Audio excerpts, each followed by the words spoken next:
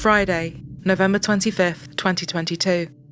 Thanksgiving weekend, 6:58 a.m. Riverside, California, a small cul-de-sac in Price Court. It was a quiet morning that Friday. Most families were still asleep, having enjoyed great food and company the previous evening, Thanksgiving. The weekend for most would be more of the same, eating well, relaxing and spending time together. Just before 7 a.m, a red Kia Soul parks up in the area and a man wearing a tan-coloured trench coat, a black fedora and face mask, carrying a black duffel bag and a plastic bag, gets out. He walks around the area for a while, standing outside a house for a moment, before going back to the car and driving off. He does the same thing twice. One of the neighbours thought it looked so weird, she called the Riverside Police's non-emergency line to report the licence plate. But whoever it was hadn't actually done anything, so all they could do was make a note of it. 2 hours later, 9 a.m. Michelle Blandon was just on her way out of the house when she got a call from her mother, Sherry. Sherry was panicked and talking fast. She said that a detective was in the house and wanting to talk to her 15-year-old granddaughter, Michelle's niece. He said something had happened near the school and it was very urgent that he get hold of her. 65-year-old Sherry lived in the home with her husband, 69-year-old Mark, a volunteer high school softball and baseball coach, her daughter, 38-year-old Brooke, and Brooke's 2 young girls. Everyone's minds were racing. Had the teen done something wrong? Was she in trouble? Was he going to take her to the station? Sherry said it was just her and Mark in the house, as Brooke had taken her girls out. The officer said he would have to wait until they came home and interview everyone separately. It seemed really serious. Michelle was baffled and worried, but reassured her mother it was probably nothing and to try and stay calm. Sherry asked the detective if it was okay for Brooke's other daughter to get dropped off at Michelle's house while they sorted everything out, and he agreed. All everyone could do was wait until the teen came home with Brooke. The detective told Sherry that he needed to talk to the adults first, and the teen would have to wait in the car once she got there, along with both hers and Brooke's phones. Michelle's heart started to beat fast, and the anxious feeling she had was growing. None of this felt right or normal, not even close. But Michelle knew her mom wouldn't have opened the door for anyone, let alone let someone in. He was an officer, he had a badge and the authority to go in, and everything would be fine. A few minutes later, Brooke arrived at her house to drop off her niece, and Michelle watched as Brooke and her 15-year-old daughter drove off to Price Court. Michelle called Sherry back and said they were on their way over and asked if everything was okay. Sherry's voice was shaky and she was fighting back tears. She said the detective was still in the house, but before she could say anything else, he took the phone off her. Calming and reassuring, he said, "I'm here with your mom. She is kind of being anxious and freaking out. Everything is going to be okay. It's all okay." He passed the phone back over and Michelle strained to hear what was being said. She heard the detective say as part of the investigation that he needed to search the teen's room. The room with the Green Bay Packers memorabilia, he said. Michelle felt sick. How on earth did he know what the inside of her family's house looked like? But before she could say anything to her mother, Sherry said, "I'll call you back," and the line went dead. There was nothing Michelle could do but wait, so she tried to shake it off and headed out into town. Brooke finally pulled up and went inside, her daughter staying in the car as per the officer's instructions. A short while later, Michelle sent a text to her mom asking for an update. She got no reply. 11:08 a.m. 911 dispatchers received a call requesting that a welfare check be carried out at Price Court. A couple of residents were concerned as they had watched a man leaving a house with a much younger girl who was very distressed.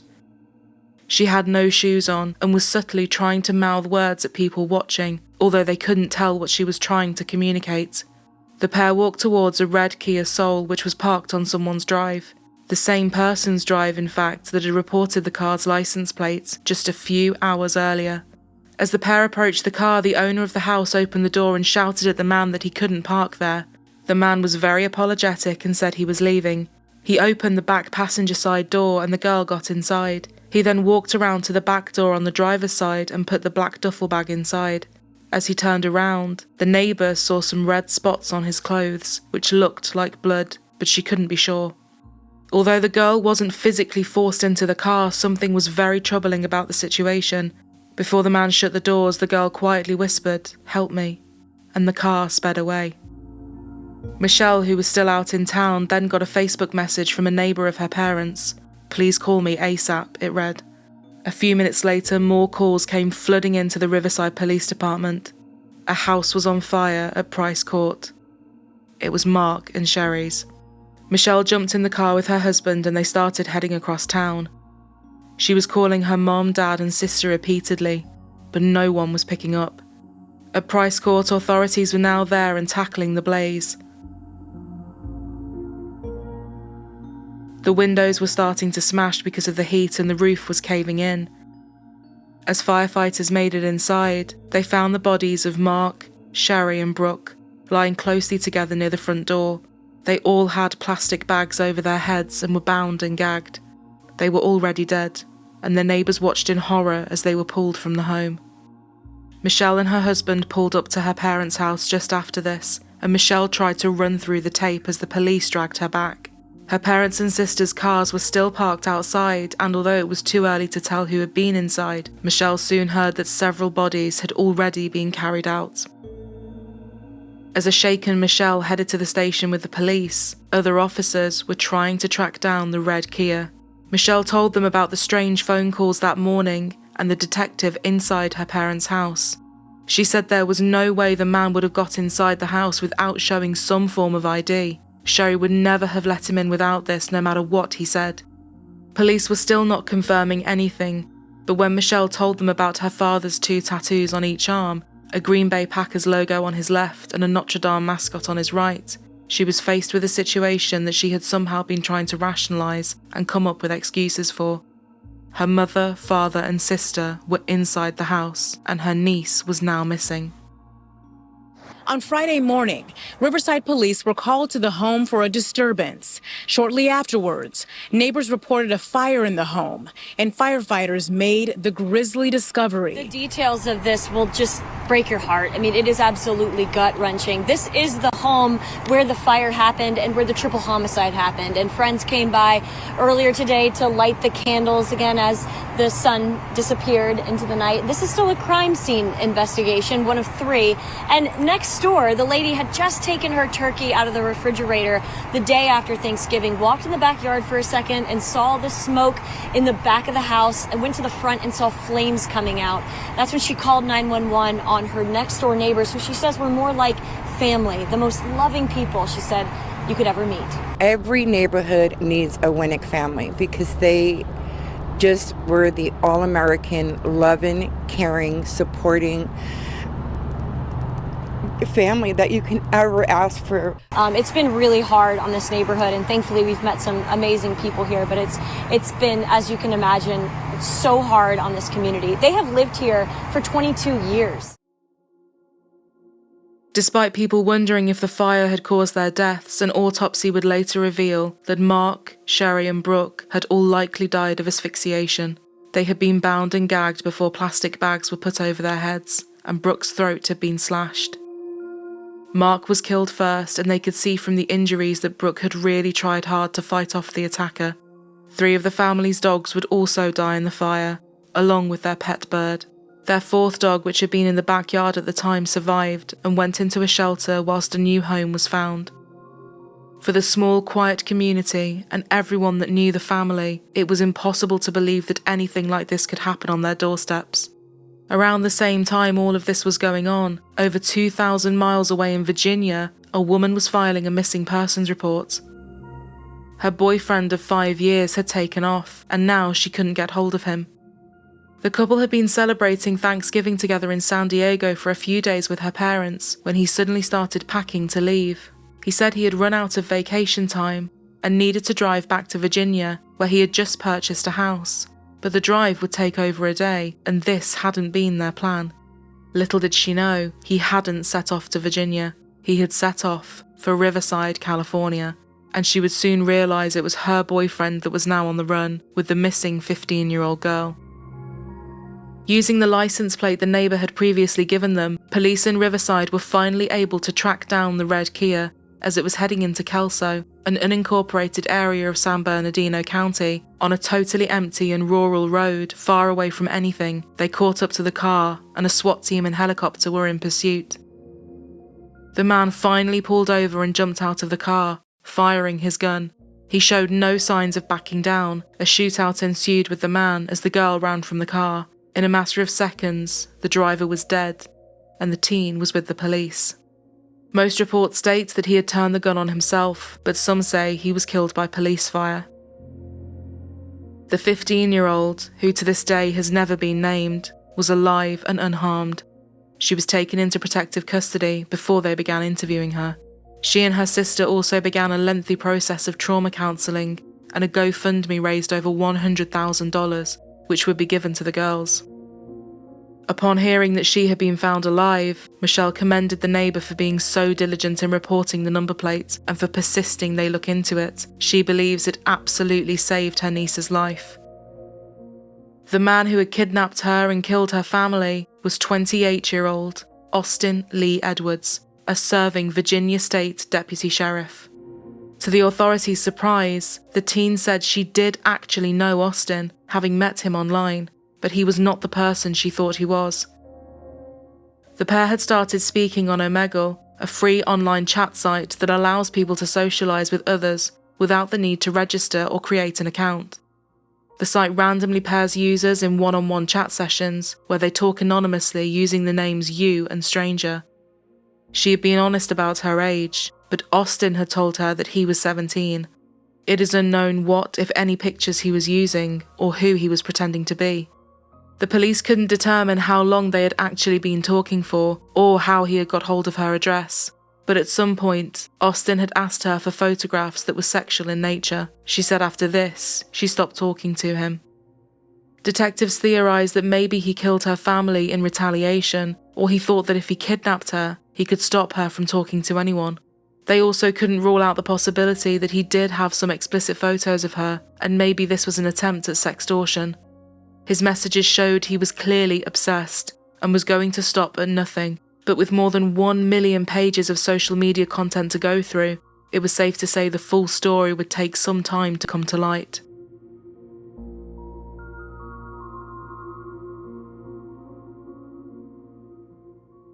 A huge showing of support for the 3 family members killed inside this home. You can see the candles and flowers left after the vigil that happened out here with this community that is left in mourning. They are heartbroken, and detectives are still trying to piece together everything that happened. A community gathers outside the Winek family home on Price Court in Riverside. Neighbors holding vigil for the family killed the day after Thanksgiving. At the vigil, the victim's daughter thanked the community for all of its support. Thank you for being here, honoring my family, to see all of you out here supporting and giving us your strength. We really need it, and we are really appreciative. Members of the Arlington High School baseball team among those at the home last night because Mark Winek was their coach. The team tweeted out the world won't know what he meant to the team, and other athletes and students who showed up said he touched their lives as well. Because we didn't have rides home after school. He would always talk to us for an hour, and I know he didn't like it, but we'd always try to keep him away from baseball because you were so jealous because you guys kind of stole him from us, but we loved every second with him. One of my favorite memories is when my sister hit a walk-off, and he just gave my sister and I a big hug after the game. We are here to support her and the rest of their family to make sure that they have peace as they're going through this process of heartbreak and of a loss of not just one person, but 3. Joy organized the candlelight vigil. She says Mark Winek was a local coach, and he always kept a watchful eye over the neighborhood. I just feel so much sorrow for the family, and I wish I could do more and more and more. Investigators say after setting the home on fire, the suspect left with another relative. It's not clear if she went willingly, but the San Bernardino County Sheriff's Department confirms she's now safe after a pursuit Friday afternoon near Needles. Deputies say the suspect was shooting at them, but eventually deputies shot and killed the suspect. Both agencies investigating this complicated case say they expect to release new information very soon. As for the family, I talked with a relative who says they will soon start fundraising for those 3 funerals. The teen told police that morning that she had no idea what was going on as she and Brooke pulled up to the house. She said she had waited in the car following Brooke's instructions, but it ended up getting too hot. She took her shoes off and stood outside for some air before tentatively walking inside the house to see what was going on. As soon as she went through the door, the first thing she saw was her grandmother Sherry with a bag over her head and her hands tied. She was still moving slightly. Before she had time to process anything, Austin appeared and pointed a gun at her and ordered that she leave with him. It is unknown where he was driving her or what, if any, conversations took place in his car. And Austin was now dead and couldn't answer for himself. So who was he, and what did they know about him?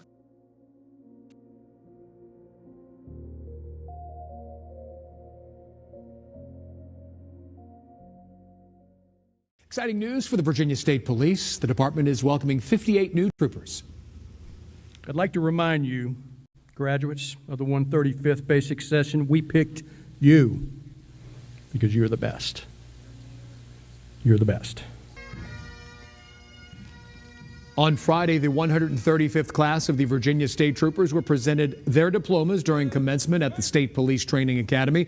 The new troopers have received 1,300 hours of classroom and field instruction in more than 100 different subjects. During the ceremony, Governor Glenn Youngkin spoke, saying that he's excited for the beginning in the Commonwealth with this new class of troopers. Austin Lee Edwards, Division 1, Henrico.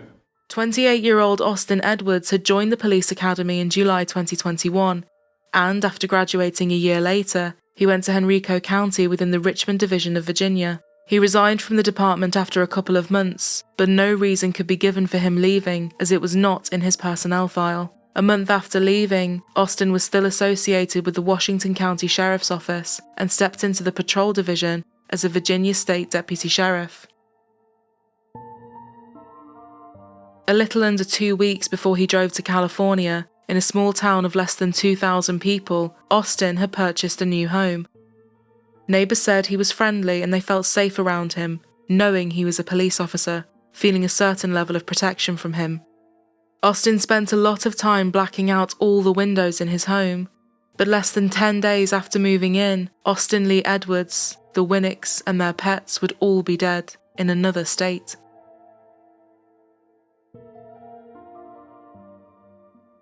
And now to developing news out of Riverside. It was last week when 3 family members were found murdered and their home set ablaze in Riverside. Investigators say the murders were linked to a catfishing scheme carried out by a 28-year-old Virginia law enforcement officer. The suspect, Austin Edwards here, allegedly portrayed himself as a teenager to develop an online relationship with the teen daughter of one of the murder victims. He then reportedly drove across the country to meet the girl and is then accused of murdering her mother and 2 grandparents and trying to abduct her as well. Never imagined anything, like this, and was actually very, very happy to have an officer living behind me. I felt safe. According to Smith County, Virginia records, Edwards also recently purchased a home in Saltville from Jacob Gordon. I had the house on the market for just a few hours, and I got a full price offer, and was told it was a Virginia State Trooper. He was only behind me for about 8 days.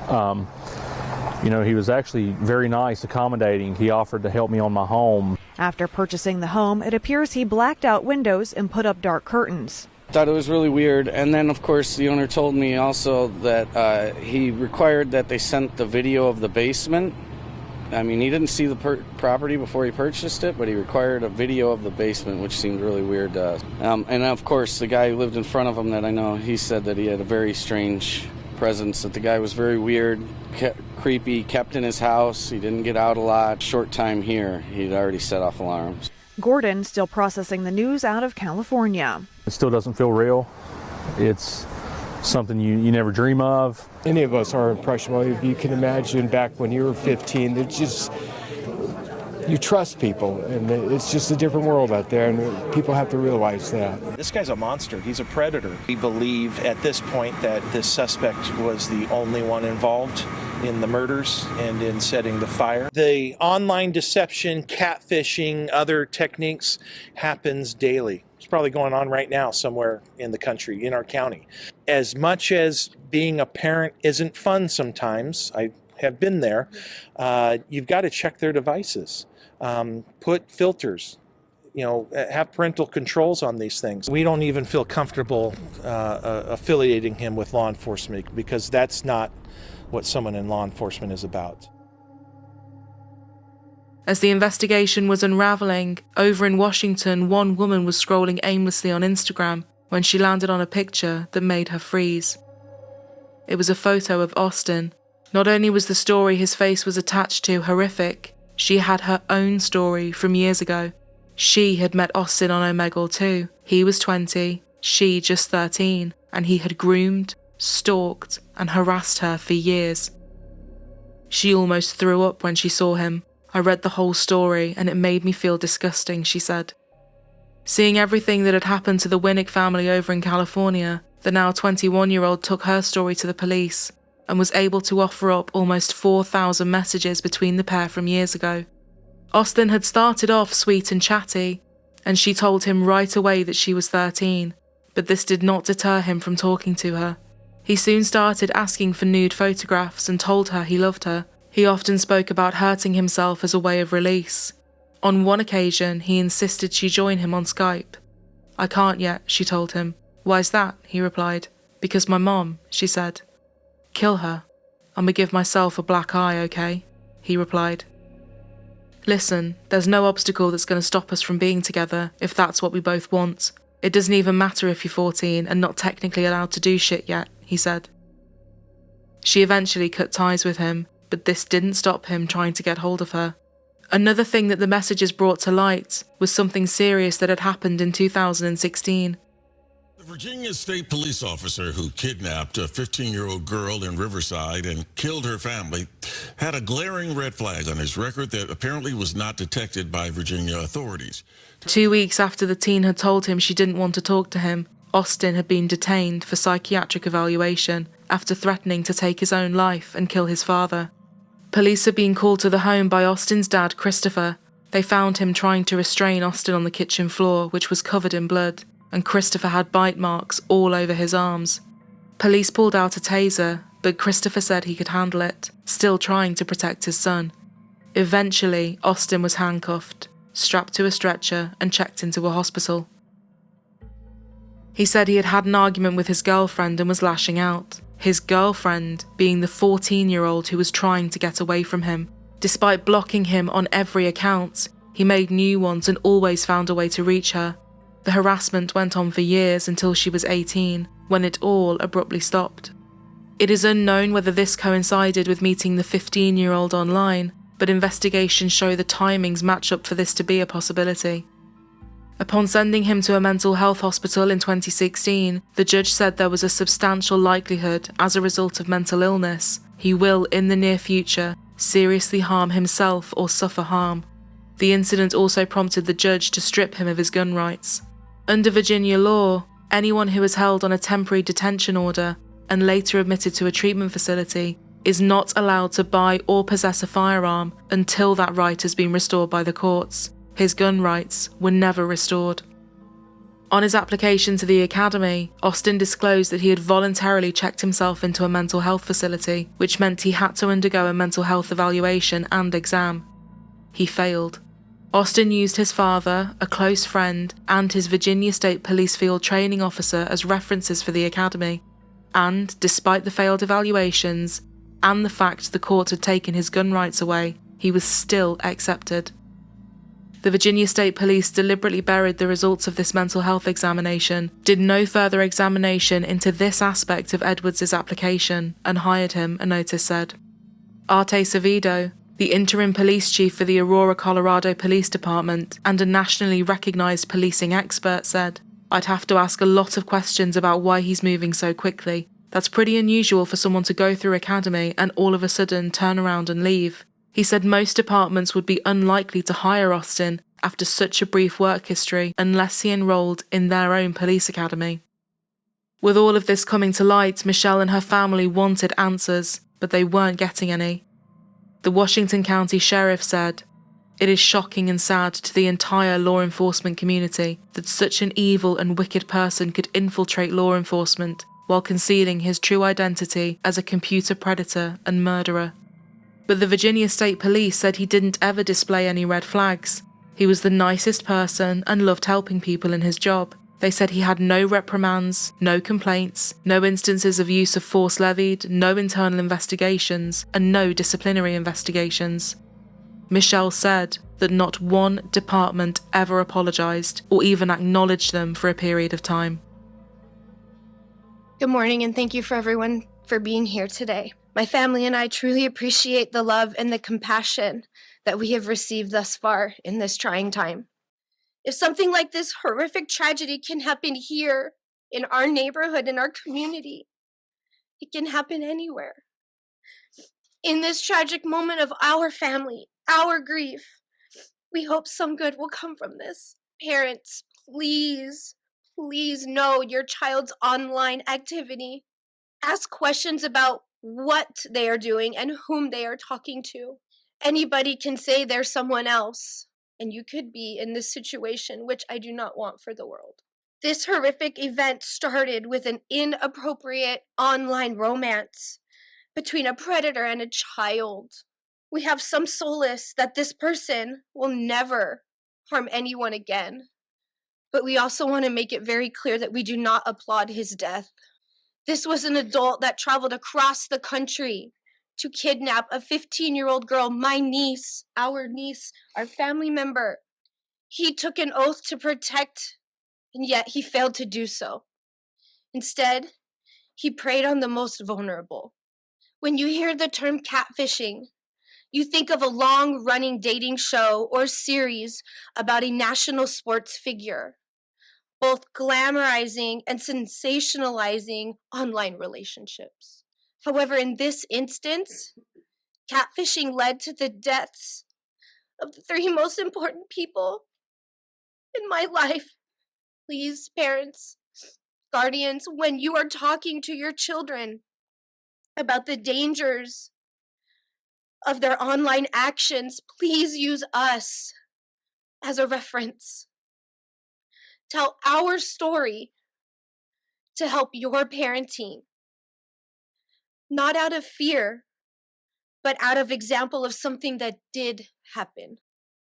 There are no words for the gratitude we feel for the outpouring of support that we have received, and I know that we will continue to receive. For my two young nieces who are now left motherless, we hope that this community can wrap your arms around them and lift them up. They have the most difficult journey ahead as they are minors and they don't understand everything that has happened. We hope and we ask that this community continue to shelter them. Please positively support them.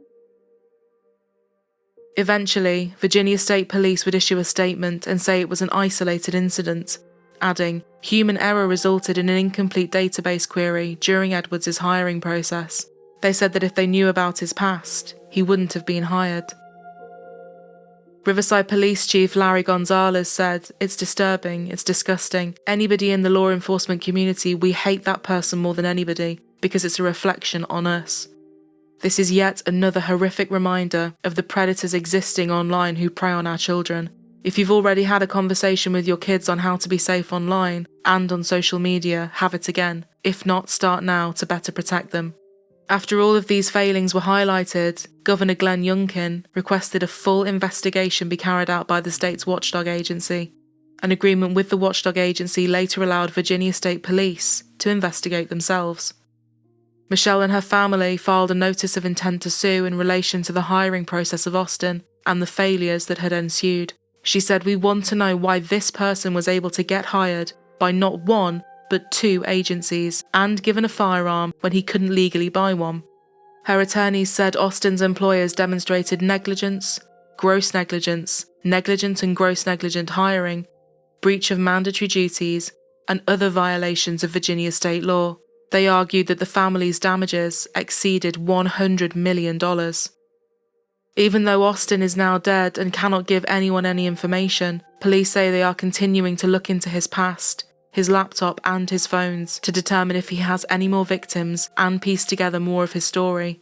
But with so many pages of messages from only 2 people so far, police say they could be unravelling things for years and might never know the full truth.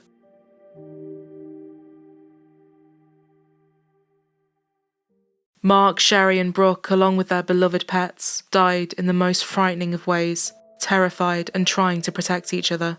Michelle said, "They all lived and loved selflessly.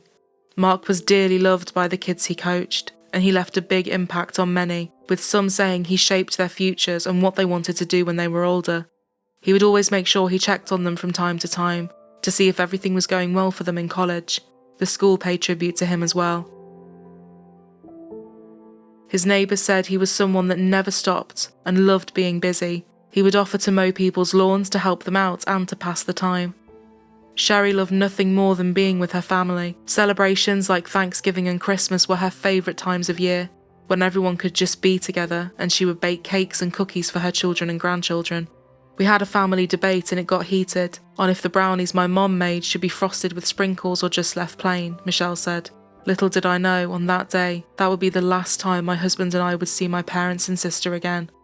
Brooke was a single parent, and Michelle said her biggest joys in life were watching her 2 girls grow and collecting Starbucks cups. Michelle laughed. Brooke was telling everyone that her daughter had joined the colour guard at school, and nothing made her prouder than watching her. For the girls and Michelle who were left behind, it is impossible to imagine how they must find each day. Celebrations such as birthdays, Christmas and Thanksgiving will never be the same, and what should be such a happy time to be with each other will always serve as a painful reminder of what was taken from them. In a touching tribute, Price Court in Riverside was ceremoniously renamed Winek Court and is placed next to the Winek's home. Eric, Mark's nephew and godson, said, "Mark and Sherry's pride and joy were their kids and by extension their grandchildren.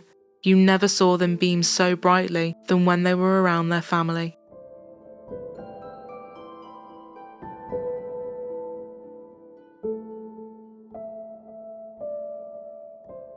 For those of you that like to listen on the go, we now have our episodes in podcast form, and you can find this via the link in our description box or by searching Truly Criminal Podcast on your podcasting platforms.